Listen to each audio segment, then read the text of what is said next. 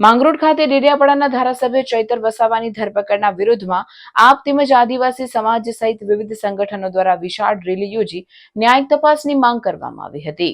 આમ આદમી પાર્ટીના કાર્યકરો તેમજ વિવિધ સમાજ સંગઠનના આગેવાનો ધારાસભ્ય ચૈતર વસાવાના સમર્થનમાં એકત્રિત થયા હતા અને સરકાર અને પોલીસ તંત્ર વિરુદ્ધ ભારે સૂત્રોચ્ચાર કર્યા હતા। ત્યારબાદ રેલી આખરે મામલતદાર કચેરી ખાતે પહોંચી મામલતદારને મુખ્યમંત્રીને સંબોધીને આવેદનપત્ર સુપરત કર્યું હતું, જેમાં જણાવ્યું હતું કે પોલીસ તંત્રનું કાર્ય શાંતિ, સલામતી અને કાયદો વ્યવસ્થા જાળવી રાખવાનું છે,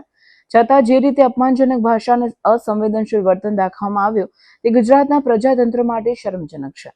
આવા વર્તનથી માત્ર ધારાસભ્યનું નહીં પરંતુ દરેક સમાજના માનસિક તત્વ અને વિશ્વાસને ઠેસ પહોંચી છે। અમે સમાજના વિવિધ વર્ગો, ક્ષેત્રો અને જાતિ વર્ગોમાંથી આવનાર નાગરિકો છે। અમારી માંગણી એવી છે કે આ સમગ્ર ઘટનાની તટસ્થ અને નિષ્પક્ષ ન્યાયિક તપાસ થવી જોઈએ। પોલીસ તંત્રના કોઈ પણ અધિકારી કે કર્મચારી જો કાયદાનો ભંગ કરે છે તો તેની સામે કડક કાર્યવાહી કરવામાં આવે, જેથી દરેક સમાજ સાથે ન્યાય થાય અને લોકશાહી પર વિશ્વાસ ટકી રહે। તે માટે સરકાર તાત્કાલિક પગલાં ભરે અને ભવિષ્યમાં આવી ઘટના ન બને તેની તકેદારી સરકાર રાખે તેવી અમારી માંગણી છે અને માંગ નહીં સ્વીકારવામાં આવે તો ઉગ્ર આંદોલનની ચીમકી પણ ઉચ્ચારવામાં આવી હતી। ડેડિયાપાડાના ધારાસભ્ય શ્રી ચેતરભાઈ વસાવાજીને ખાસ કરીને જ્યારે મનરેગા અને શૌચાલય જેવા 1500 કરોડના કૌભાંડ ખુલ્યા ત્યારે ભારતીય જનતા પાર્ટી સરકાર બેકફૂટ પર આવી ગઈ છે અને પોતાના દુષ્કૃત્ય એમ કહીએ તો પણ ખોટું નહીં છુપાવવા માટે ચેતરભાઈને એન કેન પ્રકારે ફસાવવાનો ષડયંત્ર અને કારસો રચી ને જે રીતે એમની ધરપકડ કરાવીને જેલમાં મોકલ્યા છે એનો અમે સખ્તાઈથી વિરોધ કરીએ છીએ। ચેતરભાઈ જ્યારે નર્મદામાં રેલ આવી હતી ત્યારે ખેડૂતોની વચ્ચે જનારા એકમાત્ર એવા ધારાસભ્ય હતા કે પોતાના જાનના જોખમે